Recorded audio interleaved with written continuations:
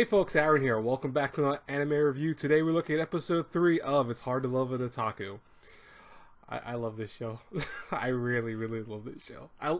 I think that just having these four main characters is the best idea for the show. I pray they don't add anyone else, to be honest with you. I don't want them to add a single other person to the show.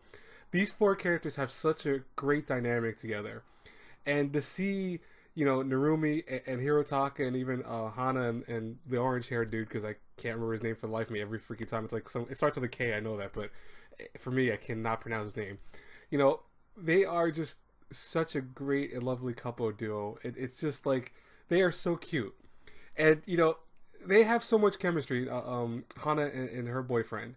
They have so much chemistry together, but meanwhile, you have Hirotaka and Narumi, still on the verge of trying to figure out how this relationship is working. It's like, for example, he invited her over, and right away she was thinking, oh, maybe there'll be some kind of like sexual interaction between them. So she's like trying to think of what underwear she was wearing at the time and all that. But ends up being like a giant sleepover / hangout where the other two came over and they all played Mario Kart. Which, by the way, that was funny as hell. I love that whole sequence where, he's like, oh, I want to. Hana's like, I want to find you. He's like, no, you don't. I hear the star in the background. That was so freaking funny to me. But it was the first time that we see Narumi and Hirotaka share a lot of their childhood memories, and you realize where Hirotaka fell for her quite a long time ago. It's just that I think he put himself in the friend category because he never thought it would go any further than that. But as they got older and obviously as they reunited, he was really happy about that, even though he can't show his happiness like everyone else can.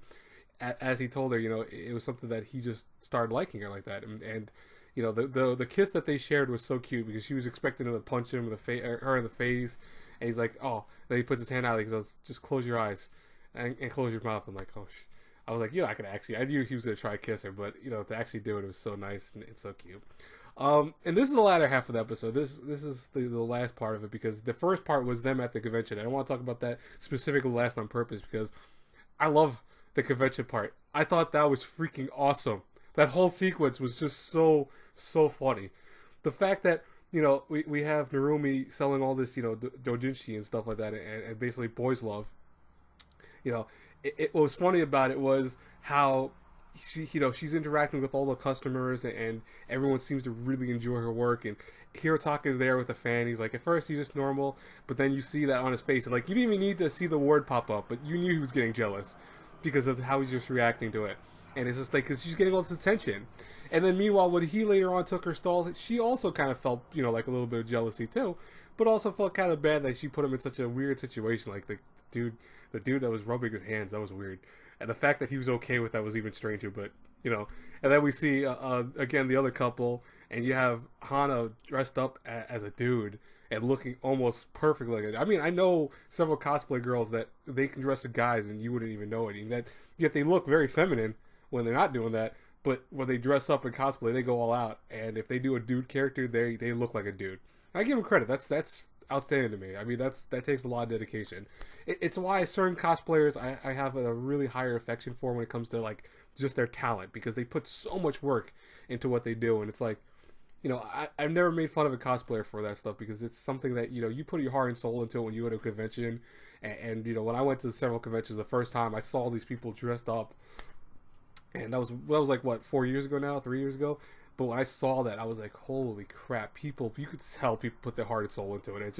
It's really cool. I think it's really awesome to see that. So, I love when they show that in anime and kind of embody that with characters. And that's one thing I like about these characters, is that, again, this show is very real world when it comes to a lot of things. Like, these characters could be real people. It's the way they act, the way their goofiness is sometimes, the way they kind of are a little bit, stoic when it comes to work, or, overly, like, I want to say jealous when it comes to relationships, or even just awkward when it comes to relationships. These are things that you see in people that are gamers and otaku. I mean, like, don't get me wrong.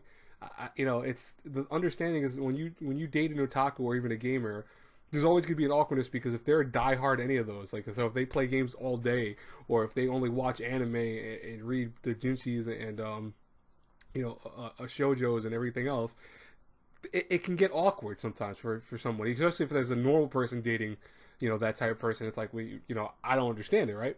But if you're another person, if you're another otaku, and you dated a otaku, it's also still pretty awkward, because yeah, you guys might like the same thing, but it creates this kind of weird tension, because you're like, well, what do you do with certain things? You don't understand maybe the concept of dating.